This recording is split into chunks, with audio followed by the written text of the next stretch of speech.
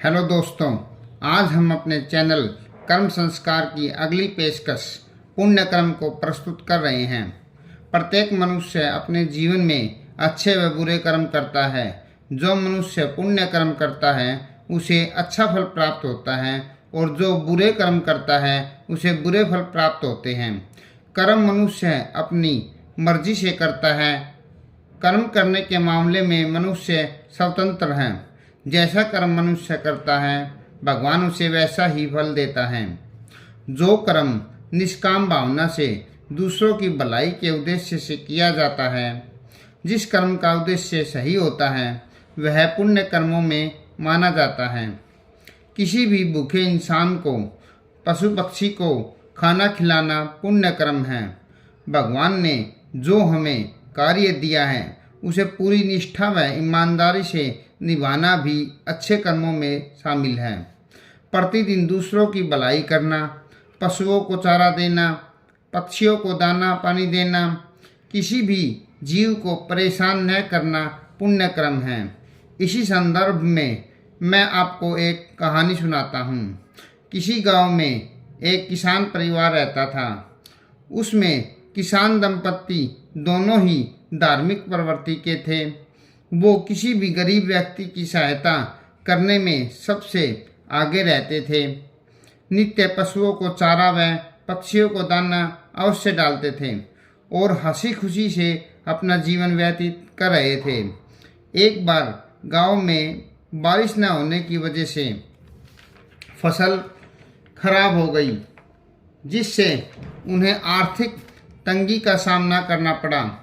एक समय ऐसा आ गया कि घर में दाल रोटी का गुजारा होना भी मुश्किल हो गया। एक दिन किसान की पत्नी ने अपने पति से न चाहते हुए भी कहा कि पास के गांव में एक तपस्वी सेठ रहता है जो लोगों के पुण्य खरीदता है। तुम उसके पास जाकर अपना कुछ पुण्य देकर कुछ धन प्राप्त कर सकते हो, ताकि हमारे घर का गुजारा आसानी से चल सके। किसान अपनी पत्नी की इस बात से खुश नहीं हुआ, परंतु वह अपने बच्चों व पत्नी की दयनीय स्थिति को देखकर अपनी पत्नी की इस बात पर सहमत हो गया। अगले दिन किसान की पत्नी ने अपने पति को 4 रोटी सफ़र के लिए एक कपड़े के छोटे से टुकड़े में बांध कर दे दी और कहा कि समय पर खाना खा लेना। किसान अपने खाने की पोटली को लेकर पैदल दूसरे गांव की ओर चल पड़ा। दूसरे गांव में पहुंचते पहुंचते उसे दोपहर हो गई। गर्मी का समय था। उसे भूख व प्यास दोनों लग गई थी।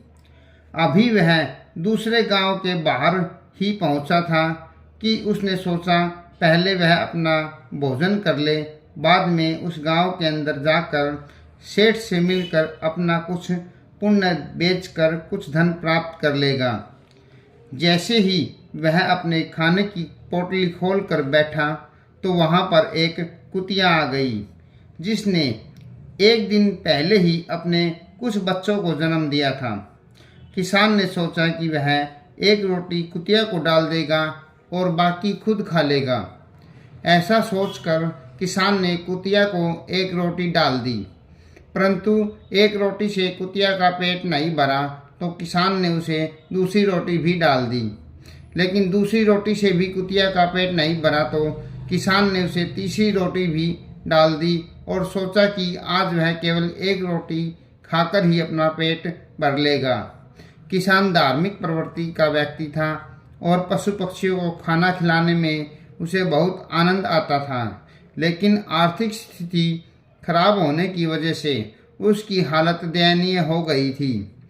कुतिया ने तीसरी रोटी भी खा ली, परंतु अपने बच्चों को जन्म देने के कारण उन्हें दूध पिलाने की वजह से वह भूखी थी और कहीं दूर जाकर भी भोजन प्राप्त करने में असमर्थ थी।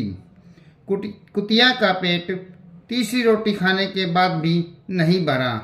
वह किसान की तरफ आशा भरी नज़रों से देख रही थी।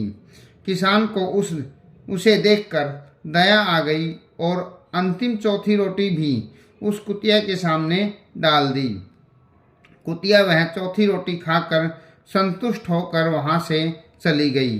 अब किसान भूखा रहकर केवल पानी पीकर ही उस गांव के अंदर सेठ के पास चला गया और उस सेठ के पास जाकर अपने पुण्य के बदले कुछ धन प्राप्त करने का आग्रह सेठ से किया।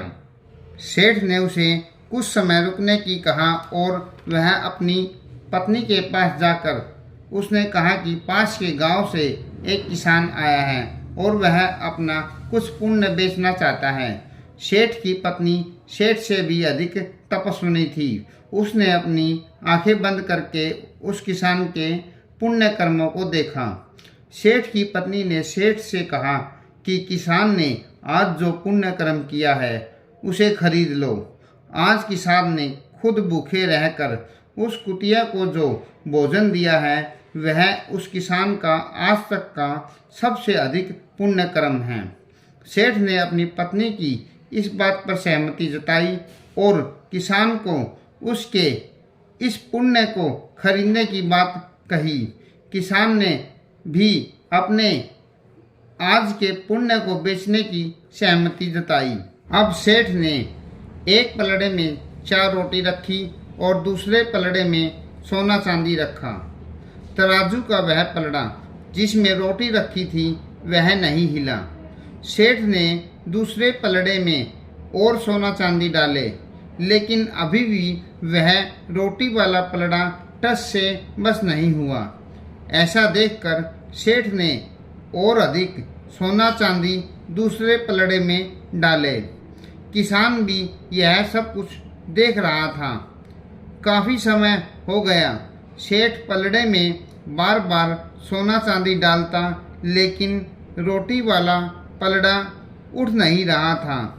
अब किसान भी समझ गया था कि उसने आज जो पुण्य कर्म किया है वह उसका बहुत भारी पुण्य कर्म है।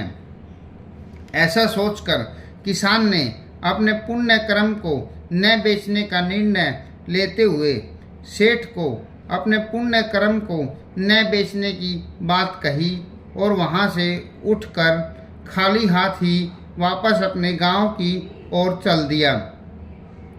अब वह चलते चलते उसी जगह आ गया था जहां उसने कुतिया को रोटी डाली थी। वह सोच रहा था कि यदि वह खाली हाथ जाएगा तो उसकी पत्नी व बच्चे उसे क्या कहेंगे। ऐसा सोचकर उसने वहां जमीन पर पड़े पत्थरों को उठाकर अपने थैले को उन पत्थरों से भर लिया और अपने घर की तरफ चल पड़ा। घर आते ही उसने वह पत्थरों से भरा थैला अपने बिस्तर पर रख दिया और चिंता में पड़ गया कि अब क्या होगा। उसकी पत्नी ने अपनी पति से पूछा कि पुण्य बेचकर आप क्या लेकर आए हो। तो किसान ने कहा कि मेरा थैला बिस्तर पर रखा है, उसी में है जो कुछ भी है। यह कहकर वह घर से बाहर आकर बैठ गया। पत्नी ने जाकर जब वह थैला देखा तो उसकी खुशी का ठिकाना न रहा, क्योंकि वह पत्थरों से भरा थैला अब सोने चांदी व हीरे जवाहरात में बदल गया था। पत्नी ने बाहर आकर अपने पति को बताया कि आप तो आज बहुत धन लेकर आए हो।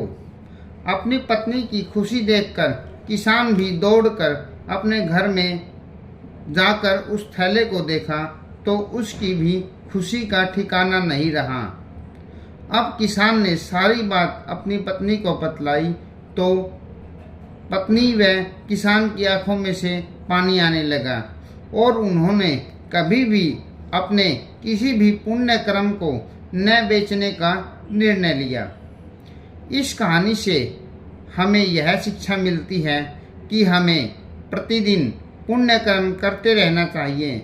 न जाने कौन सा पुण्य कर्म हमारी जिंदगी का सबसे भारी पुण्य कर्म बन जाए। यदि आपको यह वीडियो अच्छी लगे तो वीडियो को लाइक कीजिए, शेयर कीजिए और हमारे चैनल कर्म संस्कार को सब्सक्राइब कीजिए। धन्यवाद।